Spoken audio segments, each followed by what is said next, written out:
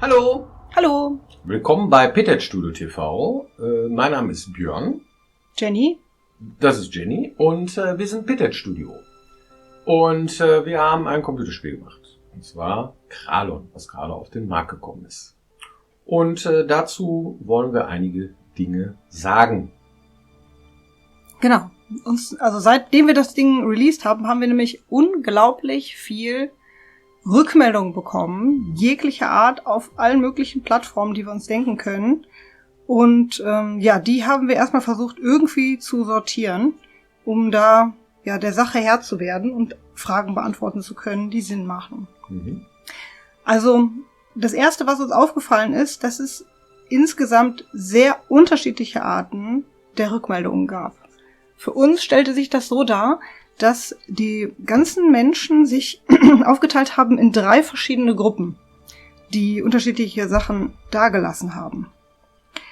Die erste Gruppe, das sind die Leute, wahrscheinlich auch viele, die hier jetzt zuschauen, aber wahrscheinlich gucken überhaupt ganz viele Leute dann zu. Die erste Gruppe sind die Leute, die uns begleitet haben, die die Idee, ein Indie-Spiel zu machen, gut fanden, die das Spiel gespielt haben und Spaß daran hatten und konstruktives Feedback da lassen, sich vielleicht noch das eine oder andere Feature dazu wünschen und sich damit fair auseinandersetzen. Wir hatten ja ursprünglich die Idee, ein Indie-Spiel zu machen, aus unterschiedlichen Gründen. Erstens sind wir jetzt nur zu zweit. Ja. Ne? Und dann haben wir gedacht, okay, das wird etwas Kleines. Ja. Und uns war vollkommen klar, dass wir mit so einer Art Spiel auch eine andere Zielgruppe ansprechen würden, als wir das vorher gemacht haben. Ne? Also vorher haben wir in einem Studio gearbeitet, da haben wir weitestgehend große Open-World-Rollenspiele gemacht. Und dass das, was wir jetzt machen, etwas völlig anderes sein würde, war uns klar. Da waren wir etwa 30 Leute, ja. Plus Outsourcing und noch andere Leute, die geholfen haben, ja. Genau, entsprechend war völlig klar, und das, was wir jetzt machen, wird etwas ganz anderes sein. Ja. Und das zu verkaufen war uns sehr wichtig. Deswegen haben wir uns darum bemüht, mit vielen Videos immer sehr viel Transparenz da reinzubringen, dass man sich ungefähr vorstellen kann, was wir denn jetzt machen, wo der Unterschied liegt, was man erwarten kann, für wen das was ist. Wie groß das ist, genau. Genau. Auch inhaltlich haben wir sehr viel darüber erzählt. Richtig. Und wir haben versucht trotzdem, obwohl das Budget begrenzt war, einige, sagen wir mal so, Komfortsachen anzubieten irgendwie, die andere Indies vielleicht nicht anbieten, die aber trotzdem sehr oft gewünscht worden sind. Zum Beispiel, dass wir das Spiel komplett vertonen in Deutsch und in Englisch, dass wir einiges an Features reinbauen, die zumindest anlehnen an Rollenspiel und auch noch andere Genres. Also es ist ganz klar ein Genre-Mix geworden. Das haben wir auch. Noch mehr Sprachen, ne? Also in Schrift. Genau, Ja. Also wir haben das Spiel insgesamt in 10 verschiedene Sprachen übersetzt. Das war auch ein ordentlicher Aufwand und genau. Und dann haben wir uns überlegt, inhaltlich irgendwie Sachen umzusetzen, die uns selber nahe sind, die viel mit uns zu tun haben. Wir haben, unsere Kinder zum Beispiel Bilder malen lassen, die dann ins Spiel gewandert sind und so weiter und so fort. Und sehr viel Herzblut reingesteckt. Insofern vielen Dank an die Gruppe derjenigen, die sich damit ernsthaft auseinandergesetzt haben und auch ihren Spaß daran haben. Ja, vielen Dank. Genau, dann gibt es die nächste Gruppe.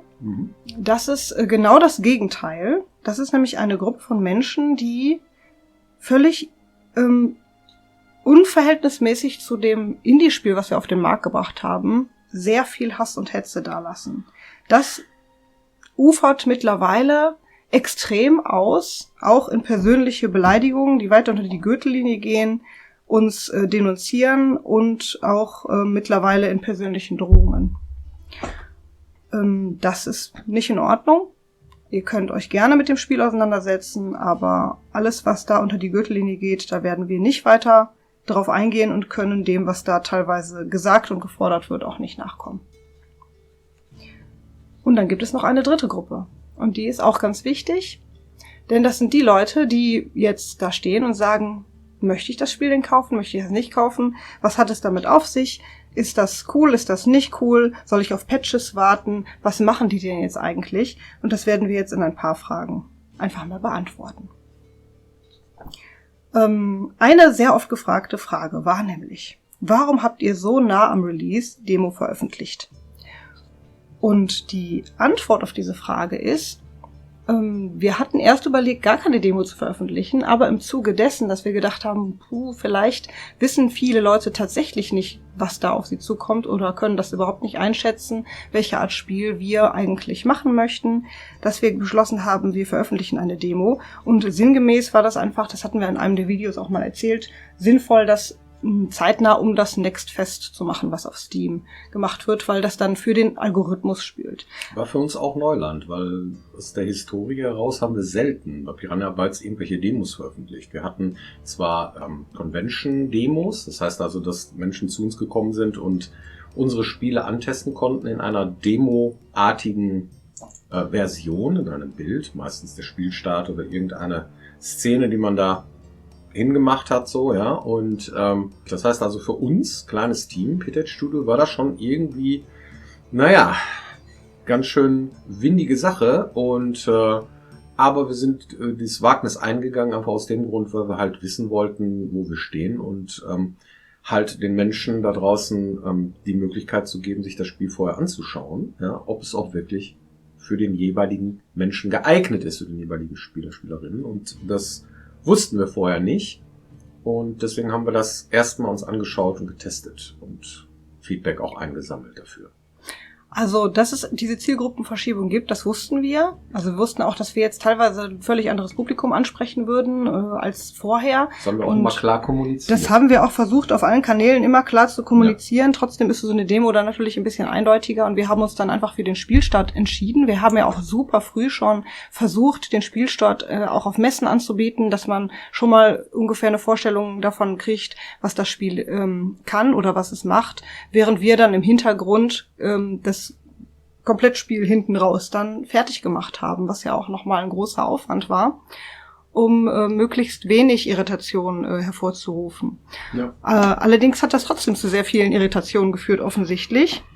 Und wir hatten so die Idee, gut, wenn du jetzt so, eine halbe Stunde, 40 Minuten an Spiel als Demo raushaust, dann ist es zumindest fair enough zu sagen, okay, das gefällt mir und da kann ich mir vorstellen, irgendwie sowas auch weiterzuspielen, oder es gefällt mir gar nicht, dann brauche ich aber auch keinen Cent dafür ausgeben. Ja. Aus diesem Grund ist die Demo auch immer noch öffentlich, weil wir dieser Idee folgen und da an der Stelle Transparenz auch immer gut fanden und das ist eine Möglichkeit, die ihr immer noch wahrnehmen könnt. Das führt dann zur nächsten Frage, nämlich zu der Frage, wie seid ihr denn mit der Kritik der Demo umgegangen?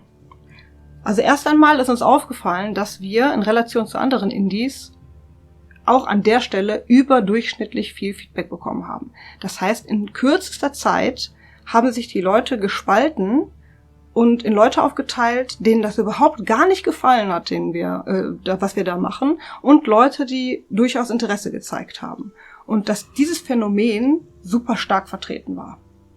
Und was wir damit gemacht haben, ist zu überlegen, okay, wir haben jetzt zumindest sehr viel Traffic bezüglich dieser Demo und es macht total Sinn, auf die Sachen einzugehen, die Leute äußern, die durchaus Interesse haben. Weil die Leute, die gar kein Interesse haben, sind wir davon ausgegangen, die kaufen sich das Spiel eh nicht. Und wenn die sich was anderes, völlig anderes darunter vorstellen oder vorgestellt haben, dann können wir daran ja nichts ändern. Aber wir können auf Kritiken eingehen, die jetzt Leute äußern, die sagen, oh, wir haben durchaus Interesse, würden uns das ein oder andere aber nochmal anders wünschen.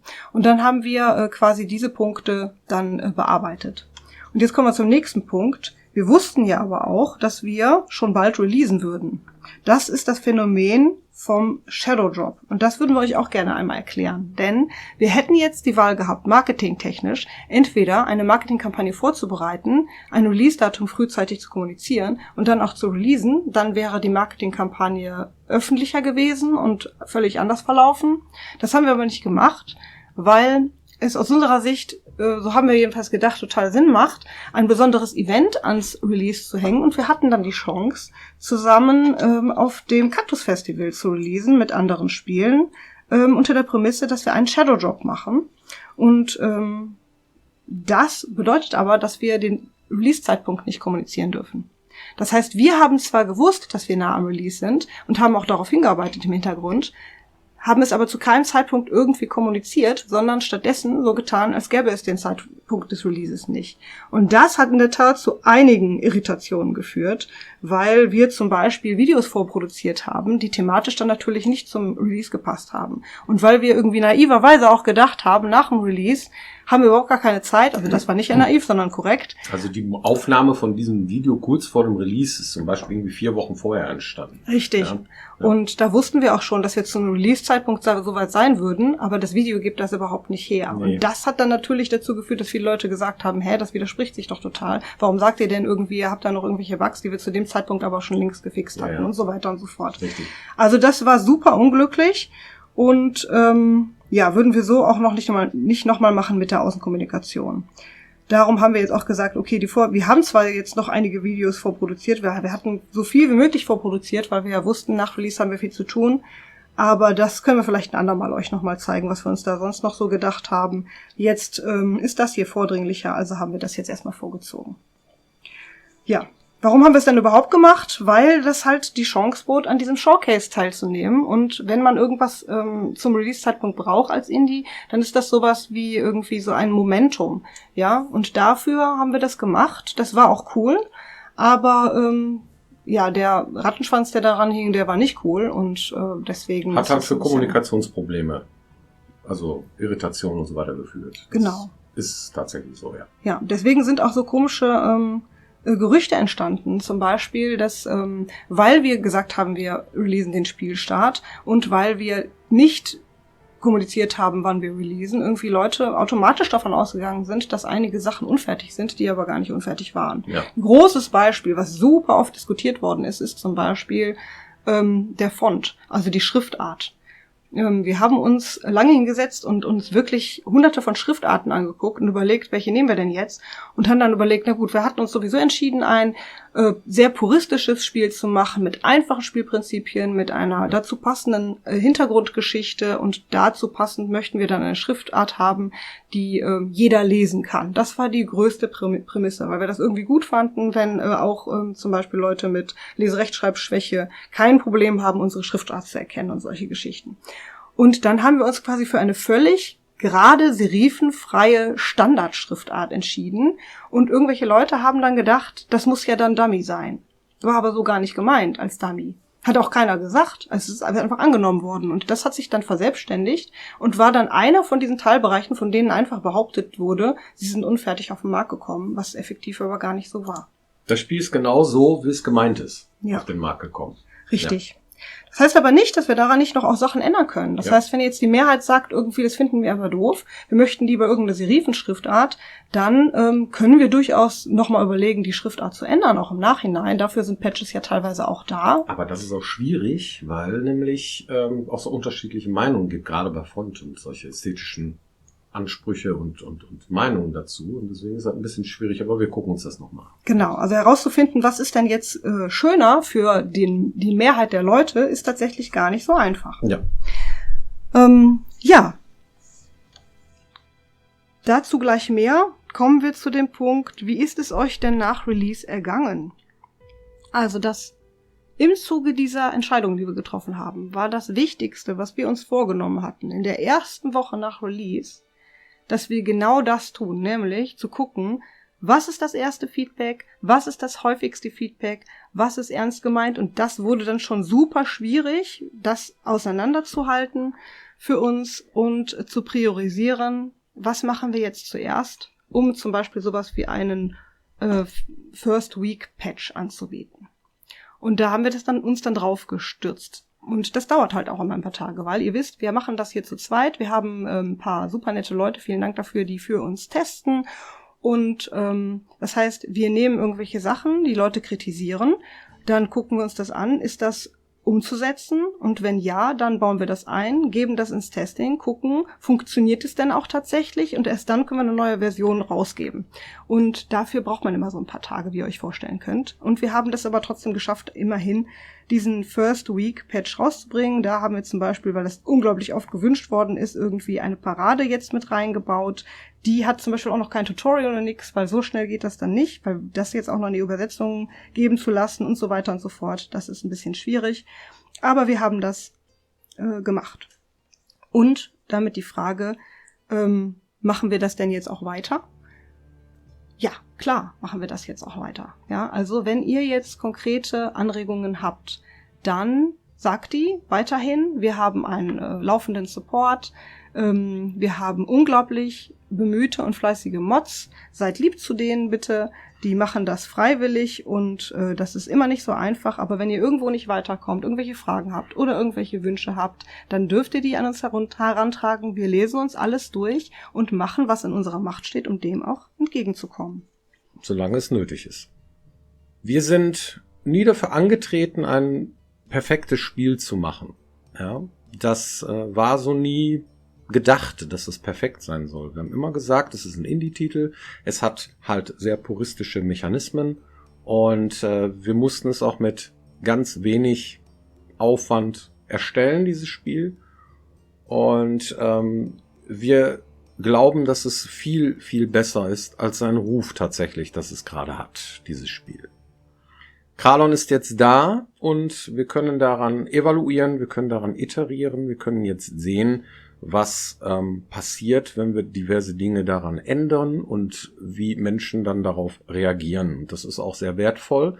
Das ganze Feedback wird auf jeden Fall berücksichtigt und gemacht. Man muss dazu sagen, viele dieser Dinge habe ich als Scotty im Maschinenraum das erste Mal ganz alleine gemacht. Ich hatte schon sehr viele Aufgaben bei Piranha Bytes, die ich auch ausgefüllt habe. Nur bei Kralon war es halt so, dass ich tatsächlich sehr viele größere Bereiche komplett alleine bestreiten musste, gerade auf der technischen Seite und auch auf der Game Design Seite. Da ist mal das Kampfsystem zu nennen. Damals waren wir, weiß ich nicht, 5, 6, 7 Leute, die daran gewerkelt haben.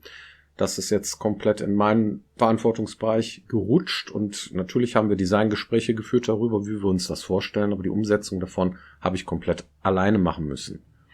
Gleiches gilt für den Level und die ganzen Sachen wie das Pacing und die ganzen Architekturverteilungen, also das Level bauen und so weiter. Das habe ich zwar auch schon gemacht in Teilbereichen. Es gibt keinen Bereich, den ich nicht schon mal irgendwie in den letzten über 25 Jahren schon mal bearbeitet habe, aber komplett alleine ist schon mal eine ganz andere Nummer. Also so ein Spiel wie Kralon ist ja nicht klein. Also es ist ja schon mal sehr viele Ebenen, sehr viele unterschiedlichen Sachen, die man da einbauen muss und auch Spielsituationen, Gänge und größere Hubs, wo halt auch nochmal eine Burg steht und so weiter. Da muss man schon sehr viel Arbeit investieren und auch sehr viel Know-how sich dann nochmal aneignen, um sowas überhaupt zu bewerkstelligen, wenn man es alleine machen muss. Das habe ich gemacht. Und der ganz große Teil der Programmierung, der Game-Mechanismen sowie Dialogsystem, Kampfsystem, das Rollenspielsystem, die ganzen Sachen, diese ganze Programmierung ist auch komplett auf meinem Tisch gelandet und musste die dann auch komplett machen. Und die sind halt zu meinem Aufgabenbereich noch dazugekommen. Und ja, innerhalb von 2,5 Jahren sowas zu bewerkstelligen, war eine große Herausforderung. Deswegen hilft auch ein konkretes Feedback, was ihr habt für uns, ja, und auch ganz speziell für mich, was daran tatsächlich gut funktioniert, was nicht gut funktioniert. Daran können wir wachsen, davon können wir lernen, es beim nächsten Mal besser zu machen oder an Kralon noch wirklich tatsächlich noch weiter rumzuwerkeln. Das werden wir tun, weil wir glauben, dass das ein gutes Spiel ist, weil es ein Erstlingswerk, Debüt ist von unserem Studio und da stecken wir unser Herzblut rein und werden das auch nicht müde weiterhin zu tun. Dabei müssen wir dann immer abwägen, was jetzt so wichtig ist, also welche Wichtigkeiten da jetzt tatsächlich auf uns zukommen. Meine Zeit ist begrenzt, da wirklich tatsächlich Patches zu machen und Upgrades. Dann ist zum Beispiel so eine Frage, ist es wichtiger, dass der Font Serifen bekommt, oder ist es vielleicht doch wichtiger, dass die Arbeitszeit, die mir gegeben ist, in so etwas fließt wie eine Parade im Kampf einzubauen, was ich dann auch gemacht habe im Endeffekt. So beim letzten Patch ist das reingewandert ins Spiel. Und das ist eine große Herausforderung. Es ist sehr schwierig teilweise damit umzugehen mit so einem Feedback, weil man vielleicht auch sich andere Sachen vorgestellt hat aber wir sind auf jeden Fall gewillt, dem nachzukommen, dem Feedback, und wir tun unser Bestes. Genau. Deswegen machen wir jetzt auch genau damit weiter. Also wir haben uns vorgenommen, jetzt quasi an Kralon zu lernen und für die Leute, die irgendwie Bock haben auf dieses Spiel und tatsächlich eigentlich auch als Zielgruppe gemeint sind, denen dann nachzukommen und fragen euch, was würde euch denn an der Stelle vielleicht dann glücklicher machen? Womit wärt ihr besser zurechtgekommen? Habt ihr konkrete Sachen, die ihr benennen könnt? Und konkret ist immer irgendwie so wichtig für uns, weil jemand, der sagt, ja, das fühlt sich halt clunky an, ist super schwer umzusetzen dann, als Entwickler zu sagen, okay, wie macht man es denn jetzt? Was heißt das genau? Was ist clunky hier? Aber wenn ihr zum Beispiel konkret sagt, hier, wenn ich hier links schlage, da habe ich das Gefühl, ich schlage hier vorbei, dann ist das ein super konkretes Feedback, das man sich angucken kann. Da gibt es potenziell sogar Videos zu. Ja. Und dann kann man genau an der Stelle da rangehen und sagen, okay, das machen wir besser. Und das machen wir jetzt quasi jeden Tag. Also wir setzen uns jetzt an die ganzen Feedback-Sachen. Wir haben da einiges an Listen auch schon gesammelt und werden jetzt regelmäßig patchen und zu gucken, welche Maßnahmen wir ergreifen können, damit ihr sagt, aber jetzt fühlt sich das tatsächlich besser an oder jetzt sieht es tatsächlich besser aus. Und jede konkrete Sache hilft uns dann auch. Und wenn ihr feststellt, irgendwie das Spiel ist aber grundsätzlich gar nichts für mich, dann ist es auch in Ordnung. Ich meine, wir spielen ja auch nicht alles, was uns untergekommen ist. Und dann, vielen Dank fürs Reinschauen. Und wir freuen uns jetzt darauf, irgendwie die Sachen anpacken zu können, die uns nach vorne bringen. Und das ist das Ziel. Und in diesem Sinne, sehen wir uns dann wieder. Vielen Dank für die Aufmerksamkeit und wieder hier, wenn es heißt Pitted Studio TV. Genau. Dankeschön. Bis dann. Tschüss. Ja, ist noch einiges an Arbeit vor uns. Ja.